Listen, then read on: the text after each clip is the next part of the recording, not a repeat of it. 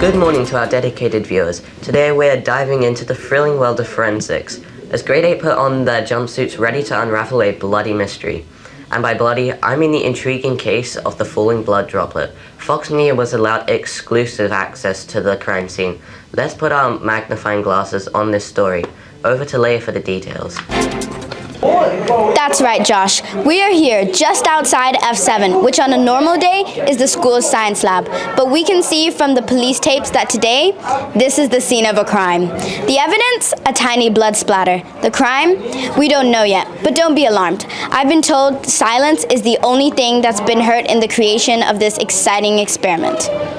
A buzzing grade 8 class with students channeling their inner Sherlock Holmes to solve this case, and Fox Media will be here to uncover all the facts. Now let's jump over these yellow tapes. I understand you were the first one on the scene. Tell us what you saw. First, what I did was I secured the perimeter, as you can see with the yellow tape. Then I grabbed my forensic kit and then called for backup.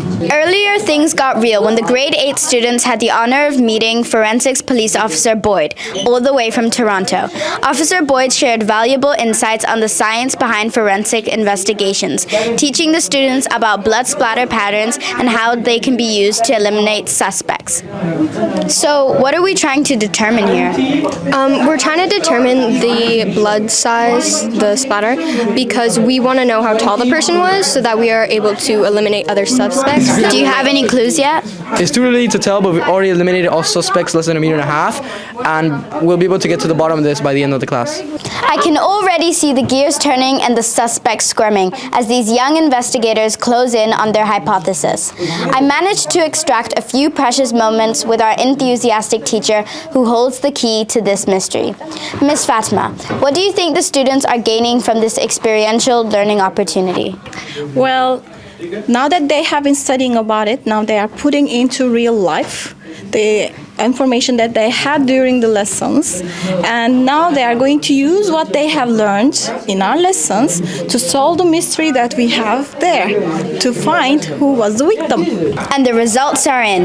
It was a high-flying world of nasal forensics that helped our grade 8 heroes decipher this mystery. They deduced that the blood came from the highest point on the building. And who, might you ask, has the highest vantage point? The towering Even, whose nosebleed has left quite an impression. And there you have it. Grade 8 had a couple hours of what can only be described as a full-on CSI episode. Huge thanks to Officer Boyd for giving our students the tools to crack the case. And don't worry, folks, this was all part of a controlled experiment, and no students were harmed in the creation of this broadcast.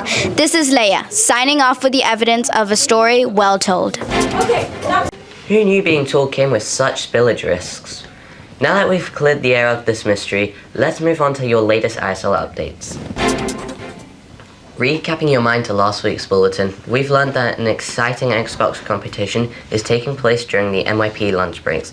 You can still sign up using the link on your grade teams. Grab your spot for a chance to represent the school in an international Xbox tournament. Turning our attention to sports now, let's kick off with the highlights from this week's athletic events despite the challenges. First up, despite the gloomy weather threatening to rain on the parade, our grade 6 and 7 students showed remarkable adaptability last Monday. The athletics tournament at Osterley Sports Centre had a sudden detour. Taken indoors, the students completed in a creatively assembled relay obstacle course. The rain may have soaked the fields, but it certainly couldn't dampen the high spirits of these resilient athletes.